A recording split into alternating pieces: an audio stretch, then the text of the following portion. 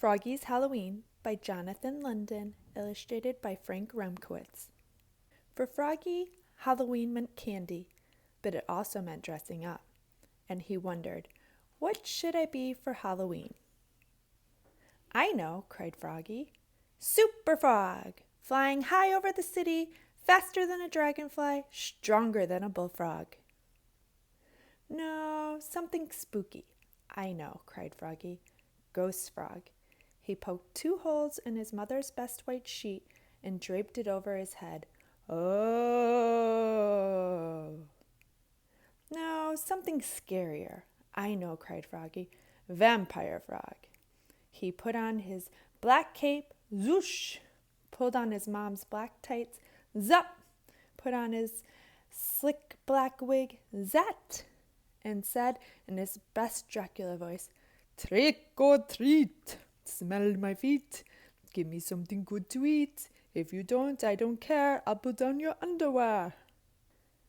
Froggy, called his mother. What?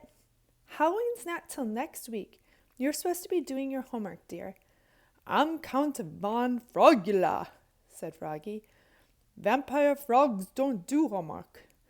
Froggy's mother laughed. Vampire frogs have fangs, she said. You're a toothless wonder.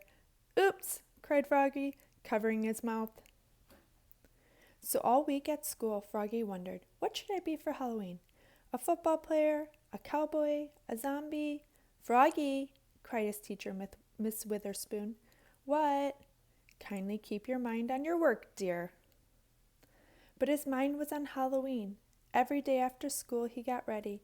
He carved crazy pumpkins, he hung sticky spider webs all over the front of his house, he hung his mother's sheet like a ghost in the wind, and he practiced, trick or treat, smell my feet, give me something good to eat. If you don't, I don't care, I'll pull down your underwear.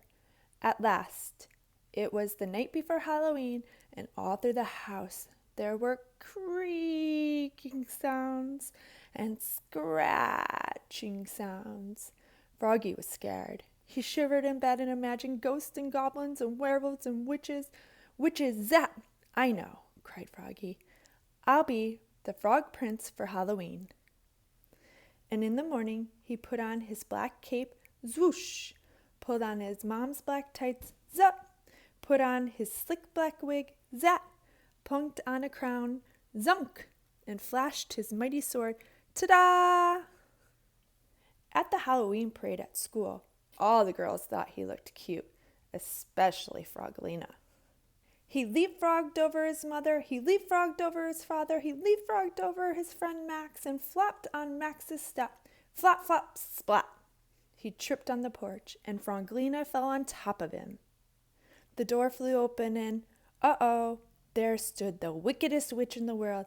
Trick or treat, squeaked Froggy, looking more red in the face than green.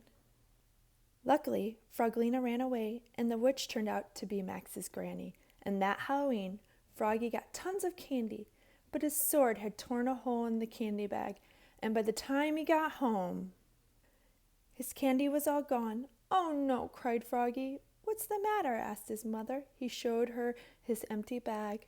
Well, you're in luck, said his mother, holding up a full bowl. I guess nobody liked my treats. And what do you think she gave him? Chocolate covered flies! Yum, cried Froggy. My favorite. Munch, crunch, munch.